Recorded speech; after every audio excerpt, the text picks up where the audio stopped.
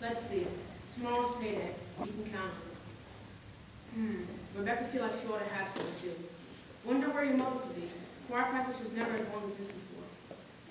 It's only 8:30. I don't know why she's in an old choir anyway. She hasn't got half the voice of an old crow. Capsizing on the seats at this hour of night. Just about time to retire, don't you think? Yes, Pop.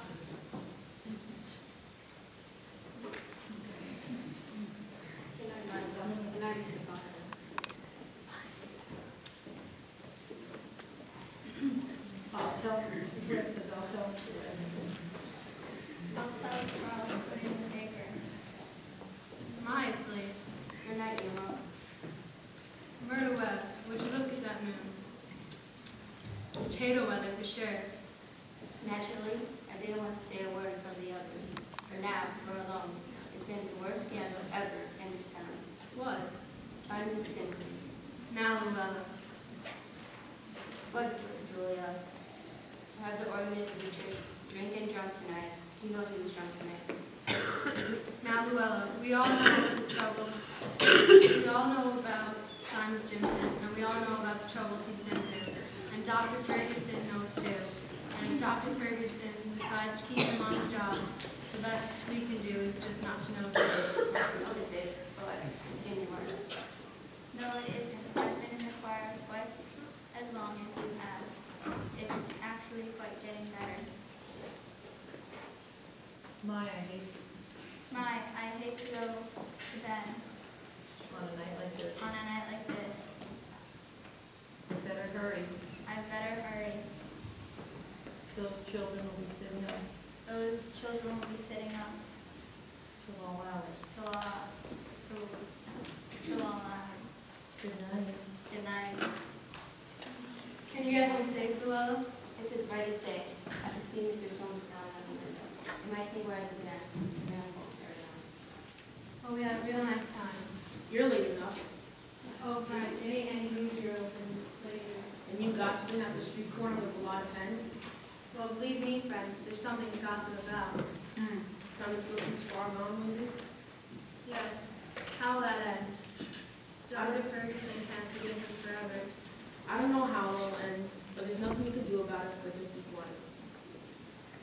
Come, get inside before it gets cold. The mountains are beautiful.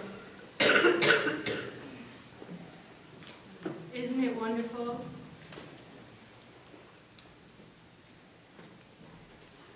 It's pretty cold inside, don't you think? Frank, I'm worried about you. What are you worried about? I think it's my duty to take you someplace and get a real rest. Now, Julia, there's no sense. And if I get that legacy, And if I get that legacy, I'm going to insist on it. Now, Julia, there's no sense in going over that again. Frank, you're just unreasonable. Come, get inside. First thing you know, you'll catch cold. I gave George a piece of my mind tonight. I reckon you'll have your wood chopped for a while anyway. No. There's always something to pick up, it seems like. Mrs. Fairchild always locks her door every night. And everybody on that part of town does. You're all getting citified. That's the trouble. They ain't got nothing fit to burgle, and everybody knows it.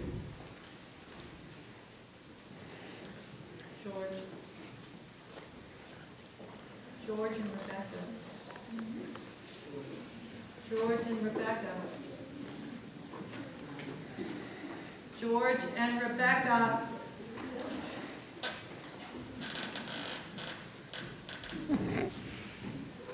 George, where are you going?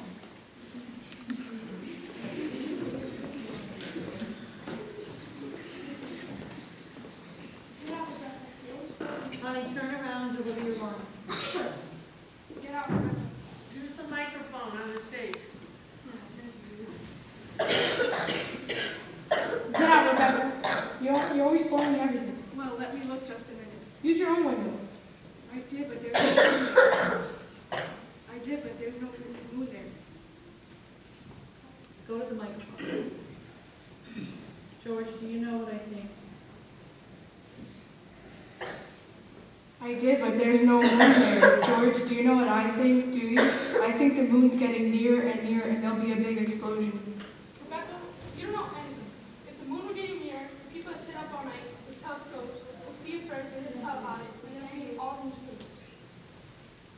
George, is the moon shining on South America, Canada, and half of the whole world?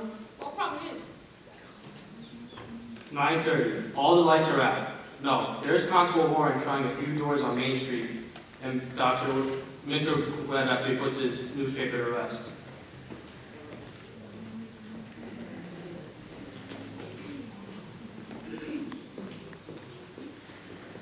Good evening, Bill. Evening, Mr. Webb. Quite a moon. Yep. All quiet tonight? Simon Stinson and crawling around a little. Just saw his wife going out to hunt first. So I looked the other way. There he is now. Good evening, Simon. Most of the town seems to have settled down for the night pretty well. Good evening. Yes, most of the town settled down for the night, Simon. I guess we better do the same. Can I walk along the ways with you? Good night.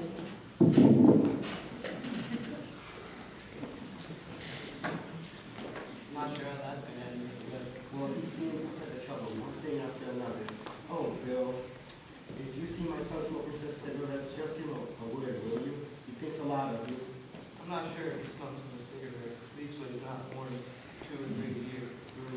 I hope not. Well, good night, Bill. Good night, Mr. Webb.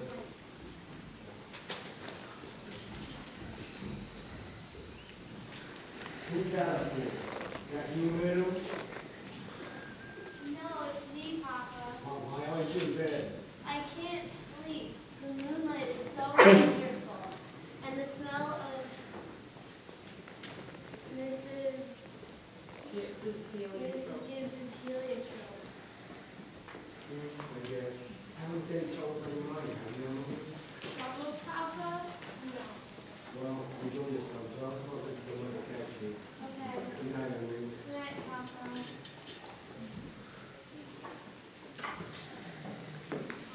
Rebecca and George, you weren't supposed to go on. Rebecca.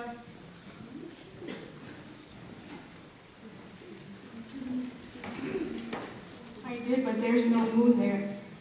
George, I never told you about that letter. I never told you about that About that letter? Jane Crawford wrote to her minister when she got sick. Jane wrote a letter, and on the letter, this is what it said: the United States of America, New Hampshire. It said Jane Crawford, Crawford Farm. The Crawford Farm, Grover's Corner, Sutton County, in the United States of America. George and Rebecca, stay on stage. Where's George? Where's George?